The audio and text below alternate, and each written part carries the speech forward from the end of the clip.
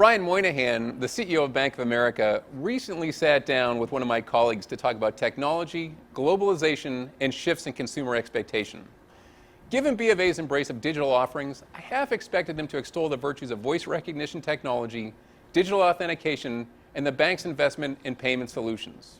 But instead of focusing on their current position, which is in the banking world quite significant, he leaned into that saying that complacency kills and only the paranoid survive. It's this attitude to strive for continuous improvement that embodies the entrepreneurial spirit so many of us prize.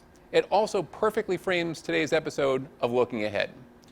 I'm your host, Al Dominic, and we're exploring how top executives and members of a board of directors can strategically position their company to become more productive and technologically creative. Joining me at NASDAQ's market site is Georgette Kiser, a member of the board of Aflac who has been an operating executive of the Carlyle Group, where she is deeply involved with their digital transformation.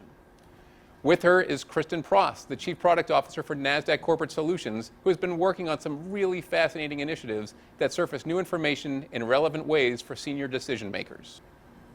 Ladies, thanks for joining me here because I could really use some help getting my arms around this concept of technological creativity.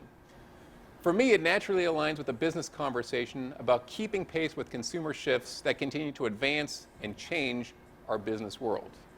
But Georgette, I have to ask, do you agree with me on how I'm framing this topic? And maybe more importantly, how do you approach a conversation about culture and technology? So I do agree with you on how you're framing the topic up. And when I approach a conversation, it's always on understanding the customer experience, the business side of things. So in the boardroom, it's good to get the board members to kind of understand what is the experience that we're trying to make sure that we're trying to leverage technology to drive. And that's the most important piece. People talk about digital transformation, they throw the words around digital a lot. It's all about experience. Would you agree? Yes, I totally agree. Well, with the advancements in artificial intelligence and machine learning that's taking place here at NASDAQ, I'd love to learn more, Kristen, about how you as a product creator give some top executives timely and relevant information both on the risks and the opportunities that come with using new technologies. Yeah, absolutely agree with Georgette's comments around the customer experience coming first. We take that to drive what we believe are the needs, and then we couple that information with the research that's done by our advanced technology team. So they spend a ton of time with emerging technologies, they identify the opportunities, they help us understand the risks, and then we all come to the table to make sure that we have the right solution at the right time and that we have the right planning in place to ensure that it goes well. Great.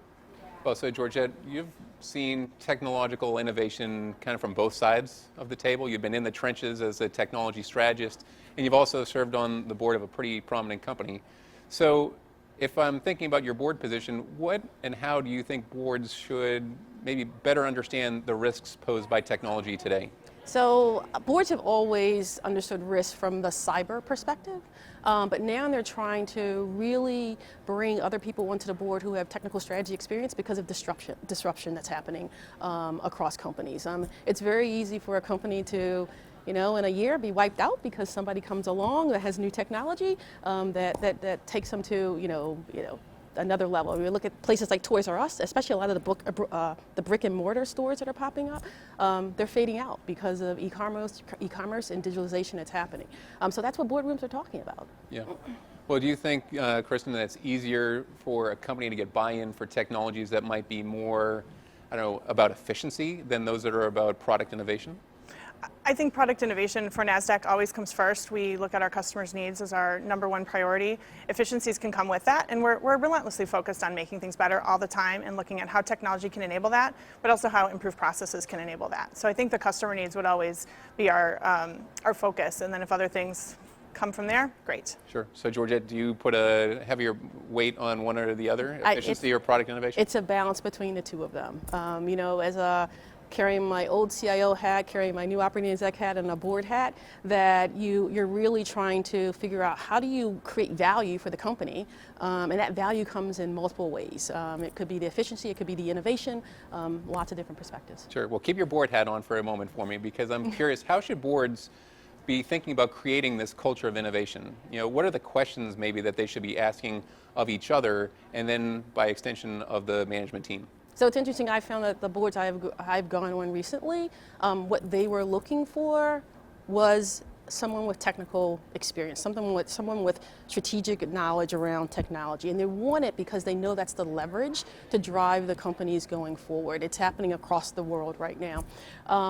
And so the conversations that are being had outside of the cyber conversations, because we know they happen all the time, is understanding the strategy that's in place, the technical strategy that's in place, and what impact will that have on the overall company, and understanding the competitors on the outside, understanding the disruption on the outside.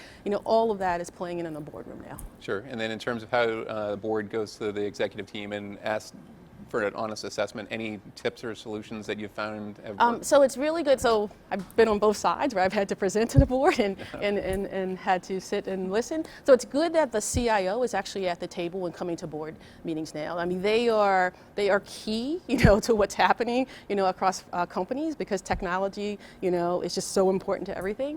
So it's very key that they're there. It's very key that they have not the technical conversations that they used to have around, the return on investment, but understanding that experience that for internal, external clients of what's needed, and that they're speaking to the board members that way.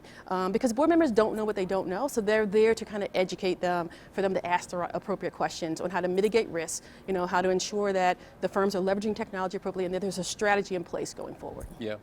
Well, it's interesting that you brought up cybersecurity, because I'm going to ask Kristen to set it aside just for a moment, which I realize is a really big ask, But the technology trends that board members should be thinking about watching, in your opinion, are what? We've already touched on artificial intelligence. I think it's important to note that that's not a static topic. That's something that's evolving every day. There are new capabilities and new applications to that on a very regular basis. I think that will continue to surface insights to board members and anyone else that is working in an executive capacity, so that they can best understand the things they need to know when they need to know them. And I think that kind of follows into the next topic, which is really how we bring our consumer life to our work life. So we're expected to know a lot of things in a quick succession. So it's good to think about how we can push more information that's relevant without analysis. So you want to get a push alert to understand, some new piece of information to make a decision. You don't have to spend a ton of time digesting that. You can actually just read it, consume it, move forward. Yeah. Well, Georgette, why don't you take us home and talk a little bit about the technology that excites you now and maybe in the near future?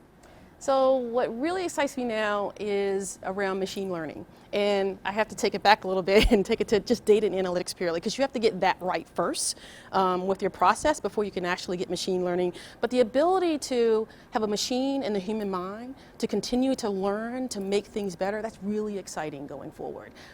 We see it in a small little bit of something that we're working on within a Carlisle environment with respect to, and Kristen just kind of hit on it also, ability for deal guys, for your IRR teams to be able to kind of get information quickly, and for it to kind of already know what they're going to ask when they're asked it. So if they ask information about a fund, information about a different portfolio company, that'll give them everything about that deal that went on. And so it's just going to be something that is going to be developed further, and we'll just learn as we go forward with it. But that machine learning, I think, is going to be key for across all industries going forward.